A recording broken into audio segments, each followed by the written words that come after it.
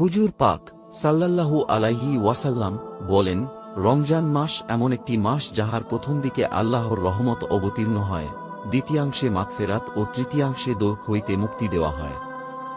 যে ব্যক্তি উক্ত মাসে আপন গোলাম ও মজদুর হইতে কাজের বোঝা হালকা করিয়া দেয়, আল্লাহ পাক তাহাকে মাফ করিয়া দিবেন এবং দোজখের অগ্নি হইতে নাজাত দান করিবেন। হুজুর পাক সাল্লাল্লাহু আলাইহি ওয়াসাল্লাম আরও বলেন, 4 কাজ রমজান মাসে বেশি করিয়া করিবে। 2 কাজ আল্লাহর সন্তুষ্টির জন্য, এবং 2 কাজ যাহা না করিয়া তোমাদের উপায় নাই। প্রথম 2 কাজ যদ্বারা আল্লাহকে সন্তুষ্ট করিবে উহা এই যে, কালেমা তাইয়েবা ও আস্তাগফিরুল্লাহ বেশি বেশি করিয়া পড়িবে।